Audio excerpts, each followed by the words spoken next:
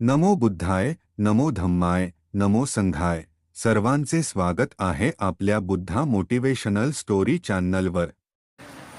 महाकारुणिक तथागत बुद्ध होने के बाद गांव, नगर, जनपद, देश देशांतर चारिका करते हुए ढेर सारा उपदेश देते हैं और वो एक एक उपदेश हमारे जीवन सुखमय बनाने के लिए, शांतमय बनाने के लिए प्रशस्त रहता है।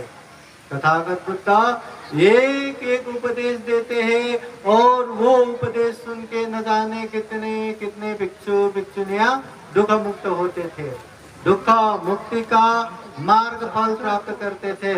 श्रोतापति, सकितागामी, अनागामी, अरहत और साथ ही साथ बहुत सारे उपासक उपासिकाएं भी जीवन में सुख शांति प्राप्त करते थे। जब जब तथागत बुद्ध की सेवा करने का मन हो तब तब बूढ़े, अशक्त, बीमारी लोगों का सेवा करो, ये तथागत बुद्ध कहते हैं। फिर तथागत बुद्ध कहते हैं, तुम में ही कि चंगातपं अखा तारो तथागता, करना तुम्हें ही है, चलना तुम्हें ही है। जो भी करना है, जो भी धम्म मार्ग पे चलना है, वो हमें ही चलना है, वो हमें ही करना है। हमारे लिए कोई करके देगा ये आस में मत रहो, हमारे लिए कोई करके देगा ये भ्रम में मत रहो। दुख मुक्त होना है तो हमें ही होना पड़ेगा, हमें ही वो मार्ग फल पे चलना पड़ेगा। हमारे लिए कोई चल के देगा या कोई हाथ उठा के तथास्तु करके वरदान देगा, ऐसा होता नहीं है। उपासक उपासिकाएं ये व्यवहारिक जीवन में भी देखो, जो जो धर्म करता है, जो जो अच्छे पुण्य कर्म करता है, वो जीवन में खूब सुखी रहता है, खूब संतुष्ट रहता है। और जो जो धर्म कार्य में आगे नहीं बढ़ता, जो जो पुण्य कार्य नहीं करता, वो देखो चाहे उसके पास पैसा हो ना हो, पर वो हमेशा चिड़चिड़ा रहेगा, हमेशा दुखी रहेगा, हमेशा अशांत रहेगा। जैसा हम करते हैं परिणाम वैसा ही आता है। जीवन में पुण्य करेंगे तो सुख शांति आएगा, पाप अकुशल करेंगे तो दुख अशांति आएगा। इसलिए जो करना है हमें ही करना है। जीवन में सुख चाहिए, शांति चाहिए तो पुण्य हमें ही करना है, धम्म हमें ही करना है। हमारे लिए कोई करके देगा ऐसा होता नहीं है। इसलिए बुद्ध बार बार कहते हैं, तुम में ही कि चंगातपं, करना तुम्हें ही है। बुद्ध केवल मार्ग दिखाता है, रास्ता दिखाता है। खूब मैत्री करुणा रखते हुए तथागत बुद्ध ने हमें रास्ता दिखाया कि ये दुख है, ये दुख आर्य सत्य है, दुख ही दुख से पर पड़ा है, ये दुख समुदय आर्य सत्य। दुख है तो दुख का कारण है तृष्णा है। अगर दुख है, दुख का कारण है तो दुख मुक्त निर्वाण भी है, और निर्वाण है मार्ग पे चलना है। अभी ये धम्म परिषद के लिए हम सुबह सुबह छत्रपति संभाजी नगर औरंगाबाद से निकले। औरंगाबाद से निकले तो यहाँ वो बुद्ध भूषण भंते जी ने हमें यहाँ का लोकेशन मैप भेजा है, कहाँ आना है। तो वो लोकेशन मैप मोबाइल में रखते हुए हम उसको देखते देखते यहाँ आ गए। अभी चलते चलते चलो वहां से 50 किलोमीटर हो गया, अब बस करके हम वहीं रुक जाते तो हम यहाँ पहुंचते क्या? चलो 100 किलोमीटर हो गया, अब तो बस हो गया करके हम वहीं रुक जाते तो पहुंच जाता। अभी तो परवनी तक भी आ गया, 200 किलोमीटर हो गया करके वहीं रुक जाता तो हम यहाँ पहुंच जाता। और बाकी तो छोड़ी दो, अभी तो वसमत भी पहुंच गए करके हम वहीं रुक जाते तो यहाँ पहुंच जाता क्या? नहीं। जब तक हम यहाँ तक परिपूर्ण रूप से पहुंचेंगे नहीं, तब तक ये पूर्ण नहीं होगा, नहीं पहुंचेगा। उसी तरह तथागत बुद्ध ने दुख का भी उपदेश दिया है, दुख और मुक्ति का उपदेश भी दिया है। वो उपदेशों को अच्छे से जान के समझ के पालन करना है। पालन करेंगे तो ही हम दुख मुक्त हो पाएंगे। केवल जानने मात्र से, केवल मानने मात्र से हम दुख मुक्त होगा, ऐसा होता नहीं है। इसलिए बुद्ध ने खूब करुणा पूर्वक दुख और दुख मुक्ति का उपदेश दिया। उसे हमें ही जानना है, हमें ही पालन करना है। तथागत बुद्ध के पुत्र राहुल कुमार 60 साल की उम्र में उसको दीक्षा दिया। क्या दीक्षा देते ही पंडित बनाते उसको, चलो अभी ये निर्वाण मेरा पुत्र है, इसको निर्वाण पहुंचा देता हूं करके निर्वाण पहुंच गया क्या? बुद्ध उसको निर्वाण पहुंचा सका क्या? नहीं, उसको ही मेहनत करके निर्वाण पहुंचना पड़ा। बुद्ध के भाई देवदत्त, वो देवदत्त भिक्षु हमेशा बुद्ध को दुख देने के लिए, बुद्ध को तकलीफ देने के लिए, बुद्ध को मारने के लिए, बुद्ध को बदनामी करने के लिए हमेशा पीछे पीछे ही पड़े रहे। जीवन के अंतिम समय तक बुद्ध का बदनामी करता रहा और अंत में वो मर गया। मेरा भाई है, चलो इसको मैं अरहत बना देता हूँ, दुख मुक्त करता हूँ। क्या बुद्ध ऐसे दुख मुक्त कर सकते हैं क्या? हो सकते हैं क्या? नहीं, बुद्ध वरदान देने वाला नहीं है। बुद्ध ने खूब मैत्री करुणा पूर्वक उपदेश दिया है। जिसने वो उपदेश को जाना समझा, उसने ज्ञान प्राप्त किया, दुख मुक्ति का मार्ग फल प्राप्त किया। कितना डरावना आलवक राक्षस, उसने भी बुद्ध का उपदेश सुन के धम्म बोध किया। हजारों लोगों को मारने वाला अंगुलीमाल, वो अंगुलीमाल भी बुद्ध का उपदेश सुन के भिक्षु बना, दुख मुक्त अनंत हो गया। पागल जैसे अपने मरे हुए बच्चे को जीवित करने के लिए यहाँ वहाँ बैठे के वहाँ दौड़ते रहने वाले कृष्णा गौतमी, उसको भी तथागत बुद्ध ने भिक्षुनी बनाया, दुख मुक्त हो गया। पट्टाचारा, जिसके जीवन में एक ही दिन में उसका पति सांप ने डस के मारा, उसका छोटा बेटा चील उड़ा के लेके गया, बड़ा बेटा पानी में बह गया, अपने भाई माता पिता एक ही जगह घर गिर के मर के एक ही मसान में जल रहा है। तो इतना दुख का वज्रपात, वो पागल जैसी हो गई। तो ऐसे उपासिका को भी तथागत बुद्ध ने स्मृति देते हुए, धम्म का उपदेश देते हुए उसको भिक्षुनी बनाया, वो भी दुख मुक्त हो गया। बुद्ध के समय में उत्पल वर्णा, इतने खूबसूरत वो उत्पल वर्णा, जैसे ही जवान हो गए उसके घर में शादी के लिए हर तरह से वहाँ शादी के लिए वहाँ आ गया। राजा महाराजा से लेके बड़े बड़े सेठ से लेके बड़े बड़े घर से वो शादी का रिश्ता आ गया। अभी ऐसे समय में एक को दूं तो सारे के सारे शत्रु बनेंगे।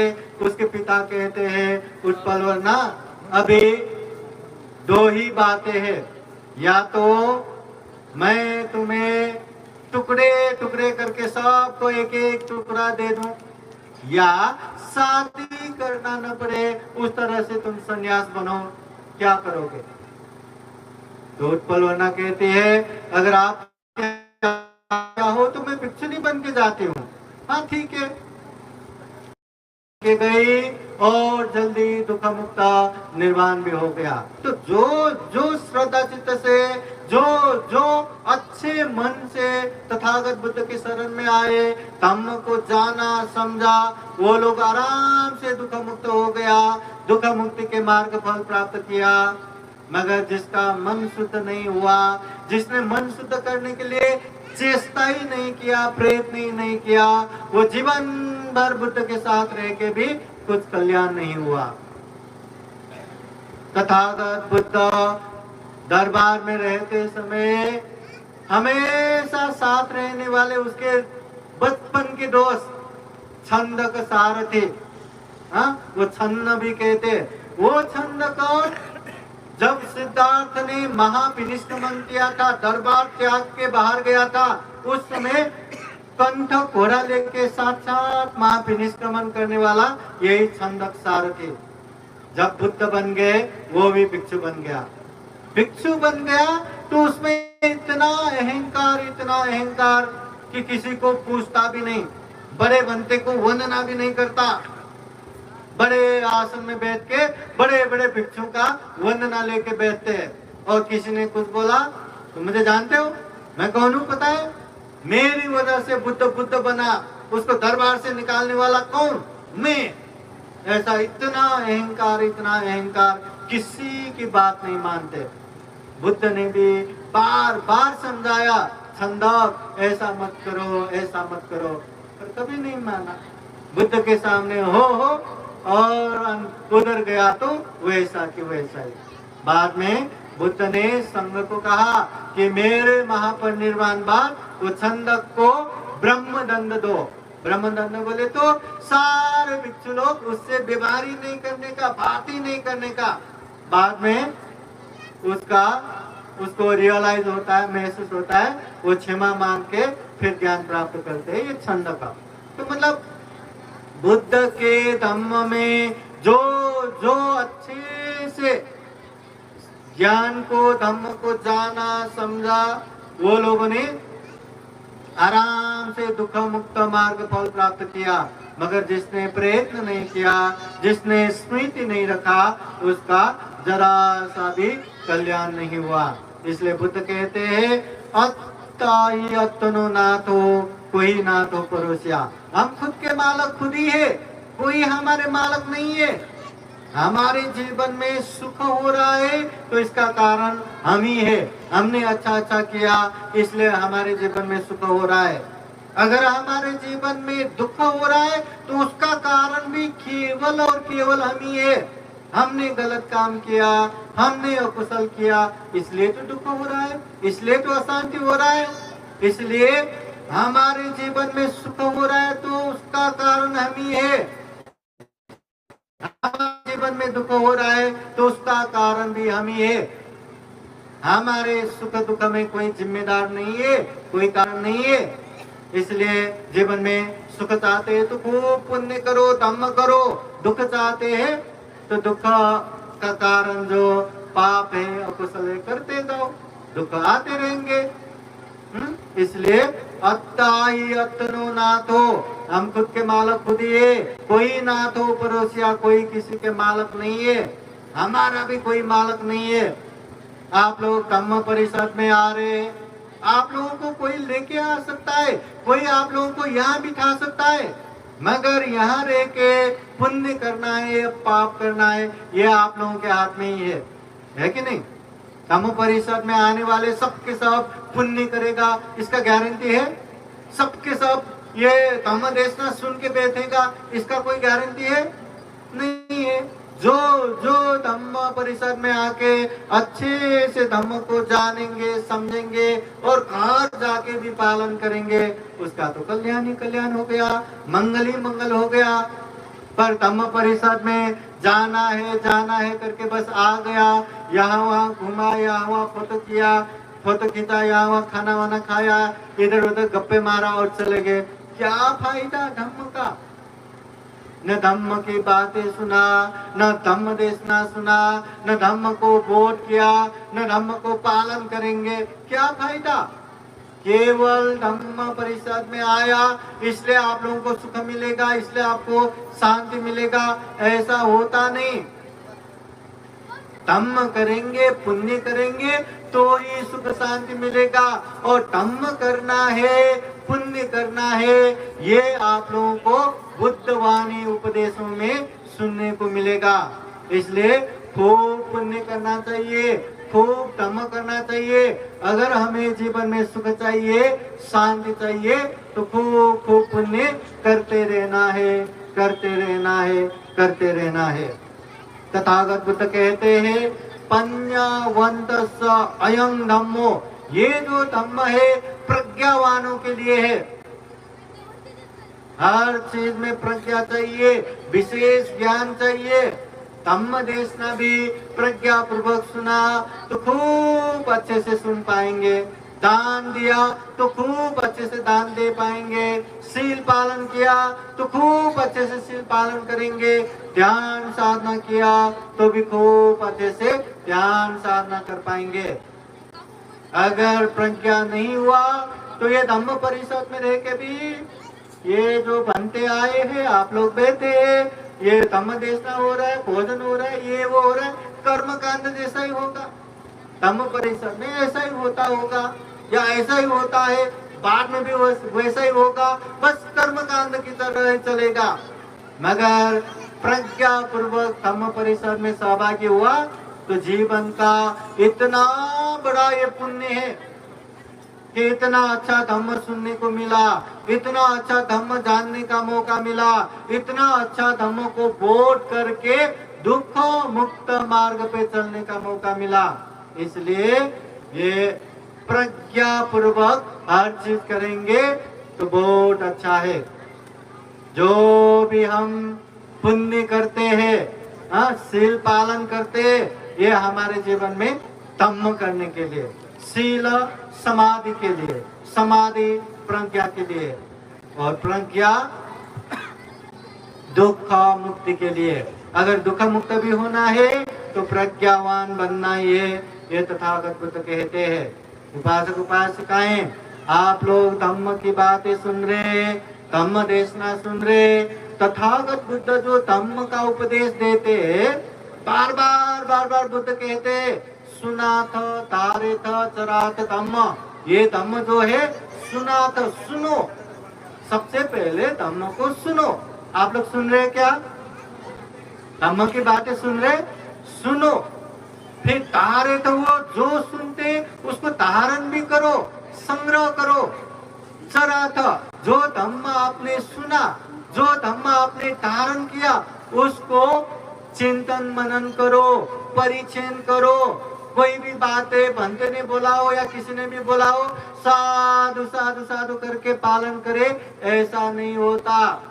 पहले धम्म को सुनो, धारण करो, फिर परिचय करो।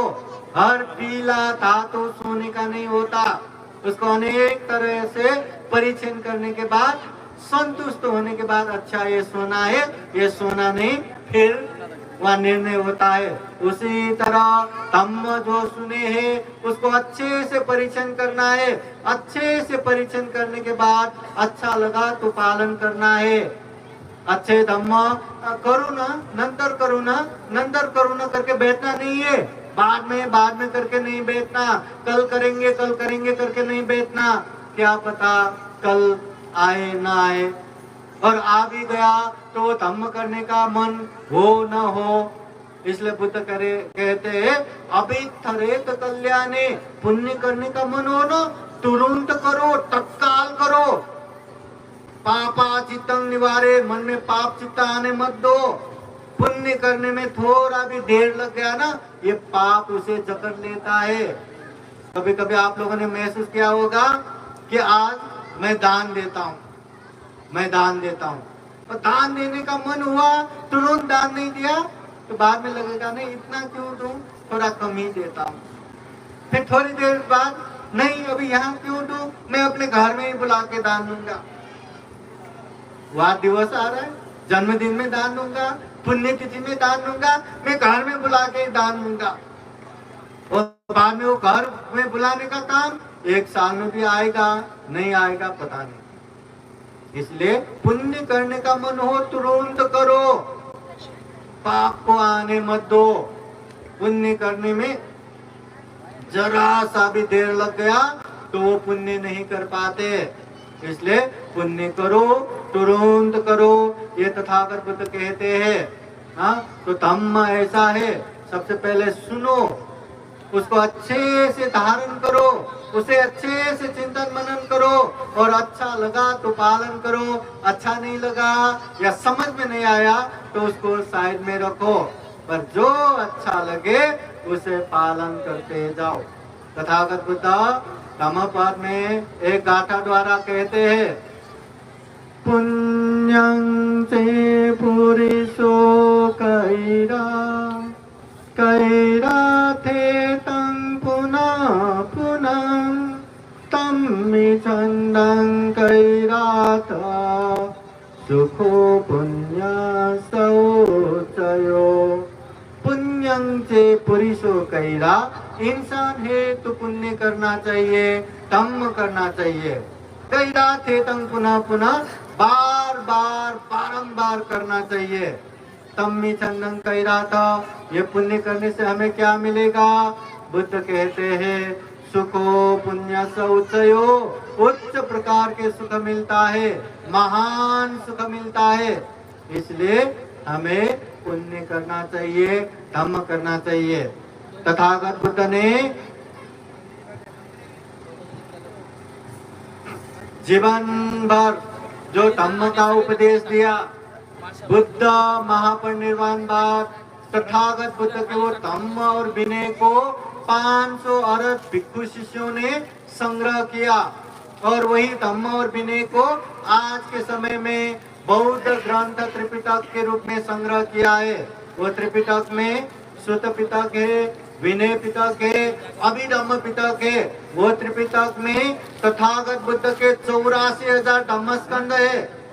पर सबके सब धम्म जानना ही है, समझना ही है, पालन करना ही है, ये जरूरत नहीं है। पर जितना धम्म हमें जानने का मौका मिला, सुनने का मौका मिला, उसे पालन करना जरूरी है। बुद्ध सारे धम्म को सारांश में एक ही गाथा द्वारा उपदेश देते हैं। बुद्ध एक ही गाथा में वो क्या उपदेश देते हैं? बुद्ध कहते हैं सब पाप सकरण कुशल सौपसंपदा सचित परियोदपनं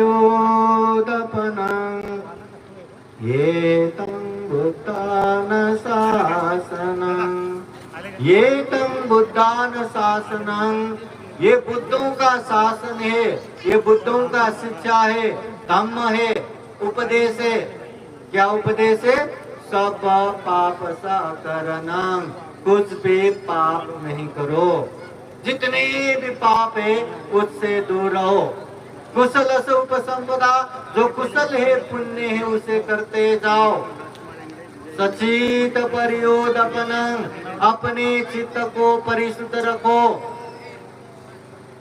पाप मत करो, पुण्य करो, चित्त परिशुद्ध करो। ये 3 बातें, ये 3 उपदेश बुद्ध सारे धम्मों के सारांश में उपदेश देते हैं। अगर पाप से दूर रहा, अगर पुण्य कार्य में आगे बढ़ा और अपने चित्त को परिशुद्ध रखा, तो हम सभी दुखों से मुक्त हो सकते हैं। तो बुद्ध कहते हैं ये 3 बातें खूब अच्छे से ध्यान दो, चिंतन करो, मनन करो, सजग रहो, सतर्क रहो और अच्छे से पालन करो। साधु साधु बुद्धं नमामि, धम्मं नमामि, संघं नमामि।